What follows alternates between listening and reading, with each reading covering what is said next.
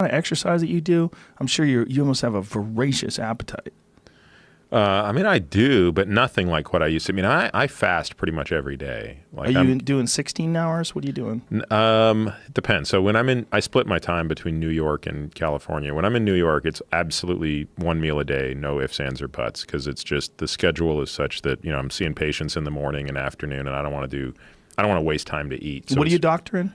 That's a good question. I mean, I trained as a surgeon and did cancer surgery.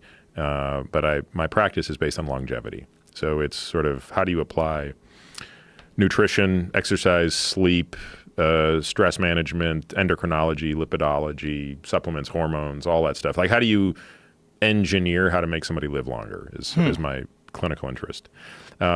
So in New York, I eat one meal a day. So it's basically like a 22-hour fasting window, and then I'm feeding within a 2-hour window. Wow. When I'm here, it's about the same. Well, I mean, yesterday and today it's the same. Like, today has just been kind of a busy day.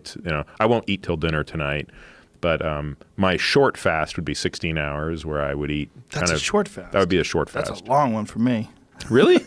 Yeah. Dude, you got to get in touch with your evolutionary self. I had this discussion with a friend this morning because he was saying to me he can't do 16 hours. Well, he's a pussy. No, and I was like, I said he's a pussy. You just told him.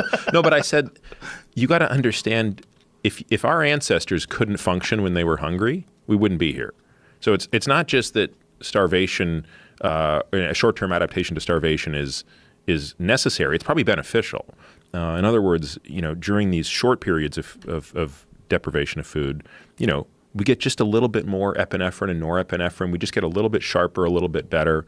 I can't even remember what it was like to eat 3 meals a day. It's been so long. Really? Yeah. How long have you been doing this?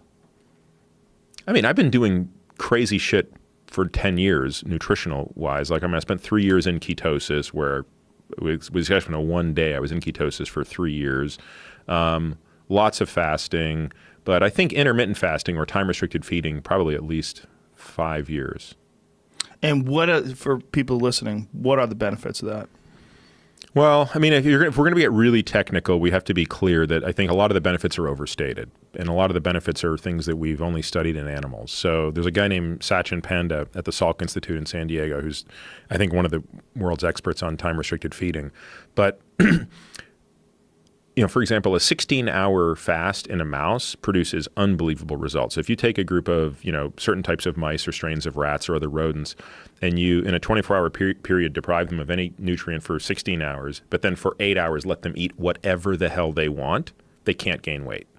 So, and the reason we think is that once you give a long enough period of time when the animal can ramp up its the enzymes in the liver that are responsible for fat oxidation, I mean, they just basically become fat burn. I hate that term, fat burning machine. It's so overused, but they basically just become unbelievably efficient at metabolizing fat. So we have to be careful though when we extrapolate that, because you and I have a very different metabolism than a mouse. Like a 16-hour fast to a mouse is much longer than it is to us. So I don't know if those benefits would extend. Also, it's not entirely clear that time-restricted feeding will produce the longevity benefit that we see in other sort of fasting or fasting mimicking types of diets.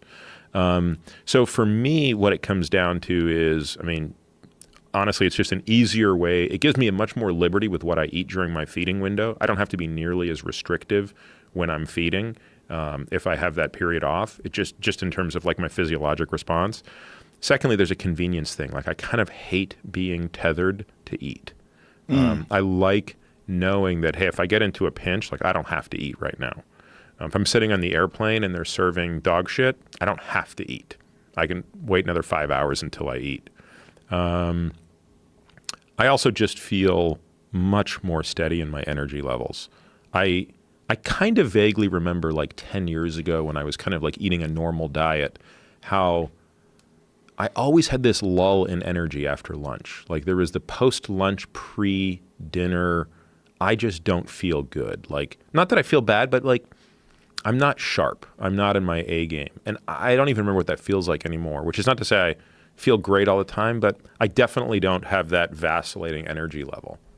Yeah, I've said that to people when I eliminated most carbs from my diet. And I have a friend of mine who talked to his trainer about that. And his trainer was like, "You're crazy. Eat bread, eat pasta. Don't listen to him." I'm like, "No, don't listen to him. Like, just Google it. That stuff's fucking terrible for you. If you want to eat carbohydrates, get it from fruits.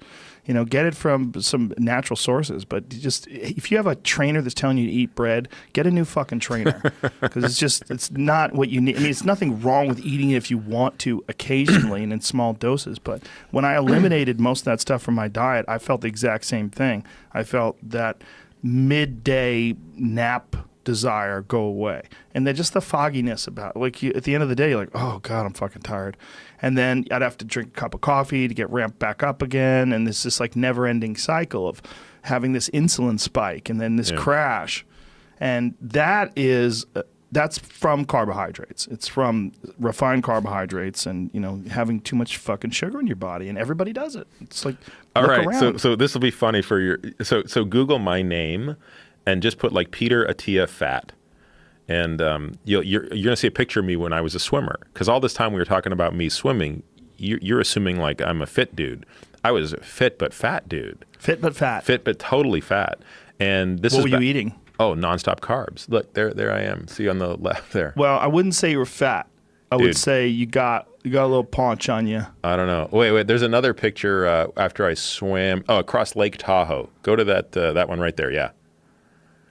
Got a little gut there, fella. Yeah, I don't know. It's like you're boozing it up. Yeah. But it's also the way you're sitting down. No, like if you stood up and sucked it in for a picture on Instagram, you might look okay. I don't know. I was definitely, probably maybe 30 pounds heavier. Wow. But body fat was much greater. And what were you eating? Oh, I mean, I probably went through 3 or 4 bottles of Powerade a day because, you're training all day.